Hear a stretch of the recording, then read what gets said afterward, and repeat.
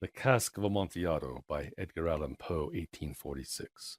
The 1,000 injuries of Fortunato I had borne as best I could, but when he ventured upon insult, I vowed revenge. You, who so well know the nature of my soul, will not suppose, however, that I gave utterance to a threat. At length I would be avenged.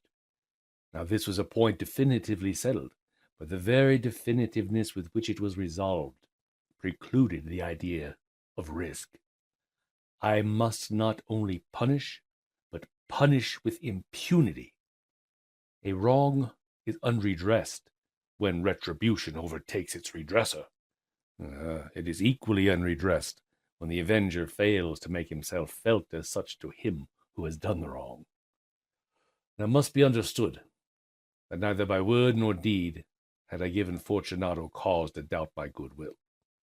I continued, as was my wont, to smile in his face, and he did not perceive that my smile now was at the thought of his immolation.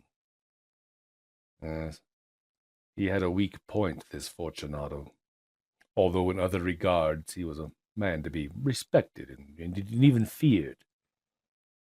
He prided himself on his connoisseurship in wine. Now, few Italians have the true virtuoso spirit. For the most part, their enthusiasm is adopted to suit the time and opportunity to practice imposture upon the British and the Austrian millionaires. In painting and gemmery, Fortunato, like his countrymen, was a quack. But in the matter of old wines, he was sincere. In this respect, I did not differ from him materially. I was skillful in the Italian vintages myself, and I bought largely whatever I could. So it was about dusk, one evening during the supreme madness of the carnival season, that I encountered my friend. He accosted me with excessive warmth, for he had been drinking much, and the man wore motley. He had on a tight-fitting party-striped dress, and his head was surmounted by the conical cap and bells. Oh, I was so pleased to see him that I thought I should never have done wringing his hand. I said to him, "My dear Fortunato, you are luckily met. How remarkably well you are looking today. But I have received a pipe of what passes for Amontillado, and I have my doubts." "How? Amontillado? A pipe? Impossible, and in the middle of carnival." "Oh, I have my doubts," I replied, "and I was silly enough to pay the full Amontillado price without consulting you in the matter. You are not to be found, and I was fearful of losing a bargain." "Amontillado? Well, I have my doubts." "Amontillado!" "And I must satisfy them." "Amontillado!" "As you are engaged, I am on my way to Lucchesi. If anyone has a critical turn, it is he. He will tell me." "Aye, Lucchesi cannot tell Amontillado from sherry." "And yet, some fools will have it that his taste is a match for your own." "Ha! Come, let us go." "Whither?" "To your vaults." "My friend, no, I will not impose upon your good nature. I perceive you have an engagement." "Lucchesi, I have no engagement. Come." "My friend, no, it is not the engagement, but the severe cold with which I perceive you are afflicted. The vaults are insufferably damp. They are encrusted with nitre." "Aye, let us go, nevertheless. The cold is merely nothing. Amontillado, you have been imposed upon.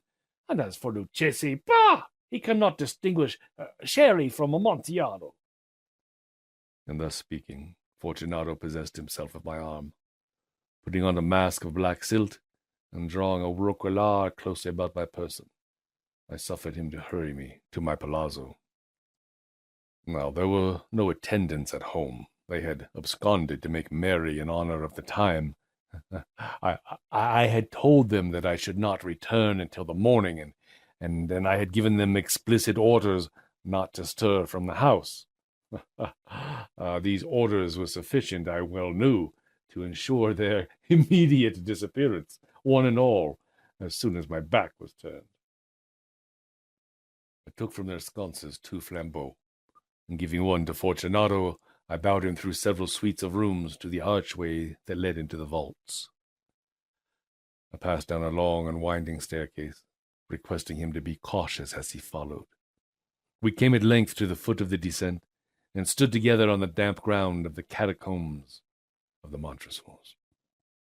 The gait of my friend was unsteady, and the bells upon his cap jingled as he strode. "The pipe," he said. "It is farther on," said I, "but observe the white webwork with which gleams from these cavern walls." He turned towards me and looked into my eyes with 2 filmy orbs that distilled the rheum of intoxication. "Nitre?" he asked at length. "Nitre," I replied. "How long have you had that cough?"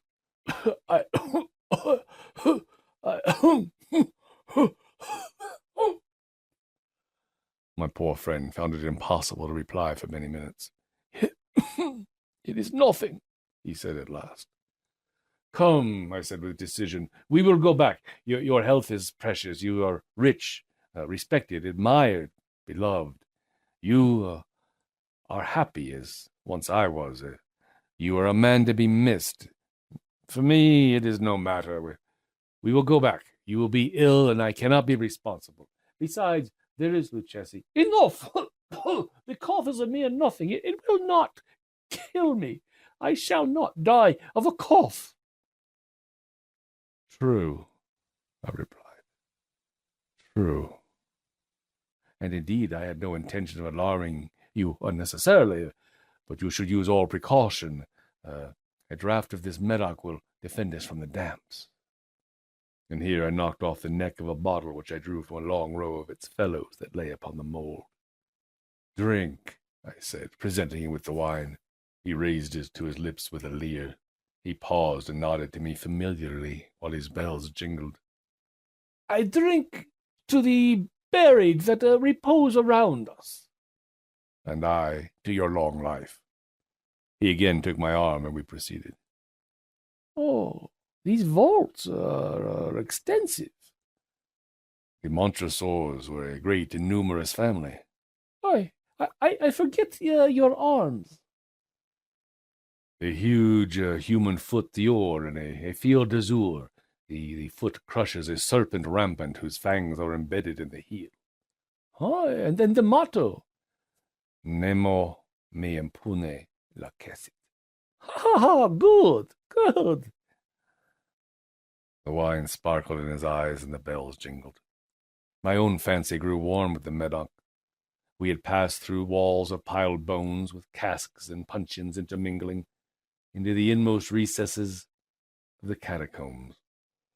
I paused again, and this time I made bold to seize Fortunato by an arm above the elbow. "The nitre," I said. "See, it increases. It hangs like moss upon the vaults. We are below the river's bed. The drops of moisture trickle among the bones. Come, we will go back ere it is too late. Your cough—" "Oh, it is nothing. We must let us go on. But first, another draught of the Medoc." I brought and reached him a flagon of de Grave. He emptied it at a breath. His eyes flashed with a fierce light. He laughed and threw the bottle upwards with a gesticulation I did not understand. I looked at him in surprise. He repeated the movement, a grotesque one. You do not comprehend." "Not I." "Ah, then you are not of the Brotherhood." "How?" "You are not of the Masons." Yes. "You? Impossible. A Mason?" "A Mason," I replied. "A sign," he said, "a sign." "Well, it is this," I answered, producing a trowel from beneath the folds of my roquelaire. "Ha! You jest!" He recoiled a few paces. "Oh, but let us proceed to the Amontillado." "Be it so," I said, replacing the tool beneath the cloak and again offering him my arm. He leaned upon it heavily. We continued our route in search of the Amontillado.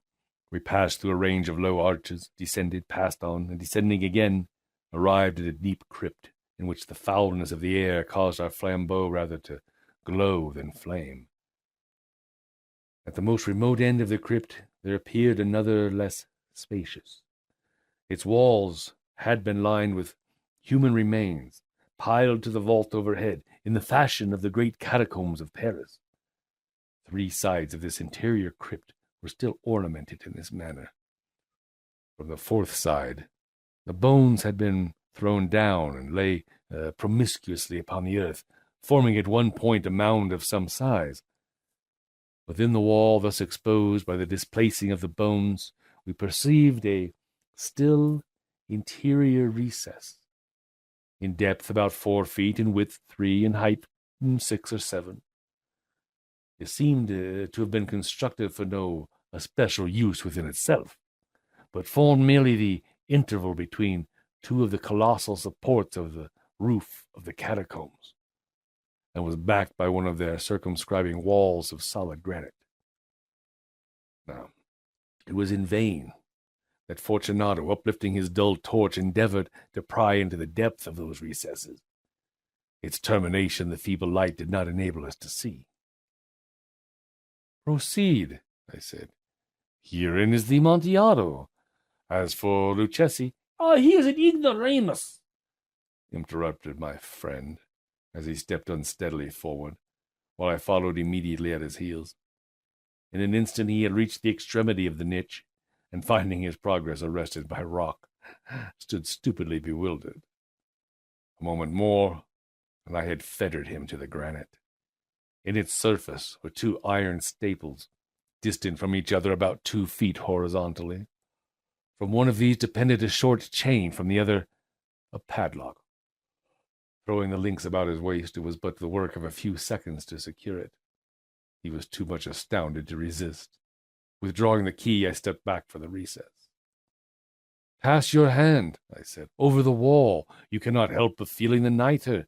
Indeed, it is very damp. Once more, let me implore you to return." "No?